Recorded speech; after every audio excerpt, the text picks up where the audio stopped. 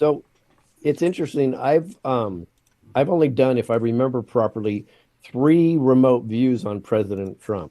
One was when there was a narrative going out about 2 years ago that he was dead and he's a clone now. Everything you see is a clone. So I really just asked in the remote viewing, let me go find him, and he was the real guy was driving in the back of a limo. So I'm like, okay. And then there was another one where I forgot why I went to look for him because I believe it had something to do with him being sick or disappeared for a while where people couldn't really find him.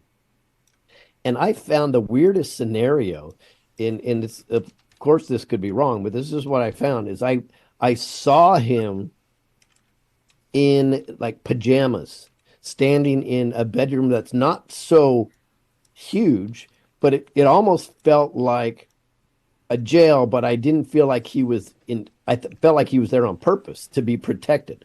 Hmm. And then I started getting, the more I looked into it, I started getting these hits. Bam! It's almost like somebody's trying to fight me to get me out of there. And every time I Hmm. popped in, I would get slapped again, and then I would go out and come back in. I've never had that sensation before. So it was like it's almost like they knew. And they're like, no, no, you can't be looking at this. Yeah. So I don't know.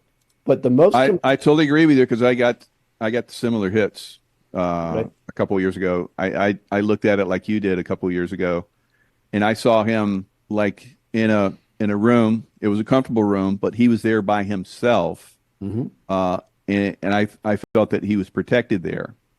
So there are groups that have remote viewing, remote influencing abilities that protect that information and mask that, and some of us that look at that, we get pushed like you're talking about.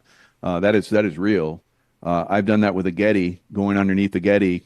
There's definitely some nasty stuff that's under the Getty, but they have remote viewers and influencers that basically detect people that are looking and they come after them. So, you know.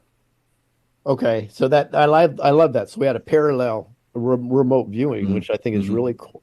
Now, the most mhm. compelling one I've ever had in regards to President Trump was very interesting. I don't know if you guys recall that Ann Vandersteel said she reported that the White House was evacuated, and that's why Trump was in office. The White House was evacuated. Everybody had to get out immediately.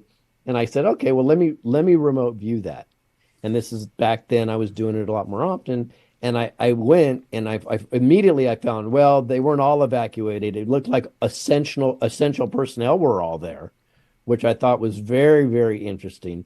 And then I saw Trump sitting down and Melania standing talking to a general and President Trump, almost as if she was the one in charge, That's, yeah. which is very interesting to me at the time. It's like she was the one pointing and she was the one saying this.